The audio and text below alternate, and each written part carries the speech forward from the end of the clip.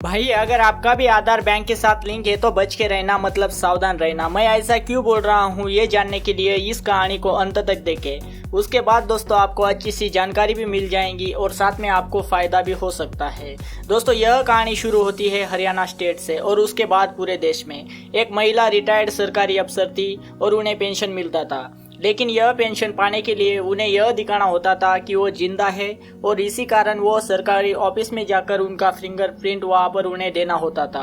दोस्तों यही प्रोसेस उन्होंने इस बार भी फॉलो किया था। वो सरकारी ऑफिस में जाकर उन्होंने उनका फिंगरप्रिंट दिया और कुछ समय बाद दोस्तों उन्हें एक मैसेज आता है बैंक की ओर से, आपके अकाउंट से 10,000 विड्रॉ हो चुके हैं।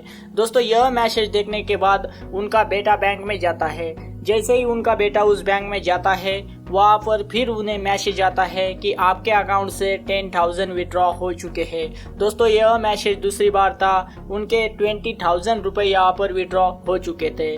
लेकिन दोस्तों इसी समय उनके बेटे ने उस अकाउंट को फ्रीज करवा दिया, जिस कारण उनके अकाउंट से अब ज़्यादा विड्रॉल्स वहाँ पर नहीं हो सकते थे। तो दोस्तों क्या हुआ था उनके साथ, कैसे उनके अकाउंट से पैसे वहाँ पर विड्रॉ हो रहे थे। उन्होंने किसी के साथ OTP भी नहीं शेयर किया था और ना ही किसी को उनके अकाउंट के बारे में जानकारी थी। तो ऐसा कैसे हुआ? दोस्तों ऐसा ही फ्रॉड बहुत सारे लोगों के साथ हुआ है और सेम फ्रॉड हुआ है दोस्तों कृष्णा नाम के व्यक्ति के साथ। उनके 1,02,000 रुपये वहाँ पर विड्रॉ हो चुके हैं। साथ ही रामकिशन के साथ भी ऐसा फ्रॉड हुआ है, वहाँ पर 1,12,000 रुपये उनके अकाउंट से विड्रॉ हो चुके हैं।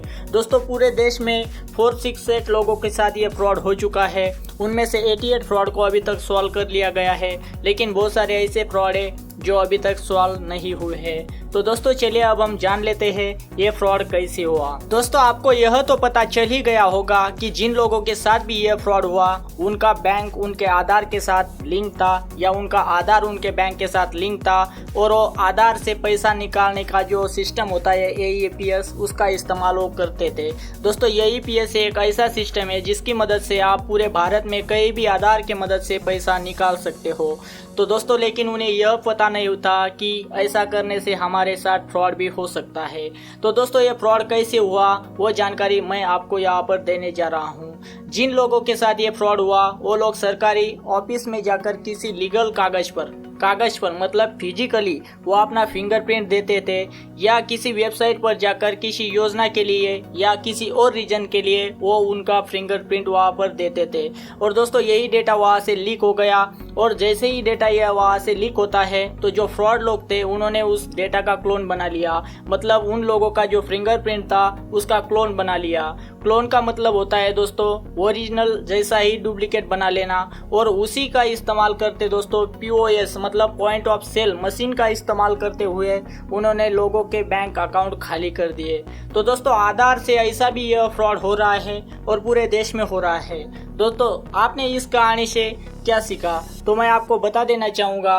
दोस्तों अगर आपका आधार कार्ड बैंक के साथ लिंक है तो आपको चाहे जहाँ भी आपका फिंगरप्रिंट देना होता है वहाँ पर आपको सावधानी के साथ वहाँ पर फिंगरप्रिंट देना चाहिए, चाहे वो गवर्नमेंट की स्कीम हो या किसी और कारण के लिए आप आपका फिंगरप्रिंट वहाँ पर दे रहे हो, किसी कागज पर भी दे रहे हो।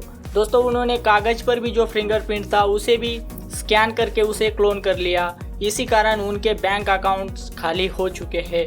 दोस्तों अगर यह जानकारी आपको फ़ायदेमंद लगी है तो इन नए फ्रॉड की जानकारी पाने के लिए आप इस चैनल को सब्सक्राइब कर सकते हो और दोस्तों इस वीडियो को अवेयरनेस फैलाने के लिए आप शेयर भी कर सकते हो आपके WhatsApp ग्रुप में। दोस्तों अगर आप शेयर भी नहीं करना चाहते तो इस वीडियो को लाइक करना, जिससे यह वीडियो बहुत सारे लोगों के पास पहुंच जाए और साइबर फ्रॉड का जो अवेयरनेस है वो हमारे देश में फैल जाए। तो दोस्तों फाइनली मैं आपको धन्यवाद देना चाहूँगा और इसी कहानी को यहीं पर मैं स्टॉप करना चाहूँगा। धन्यवाद दोस्तों।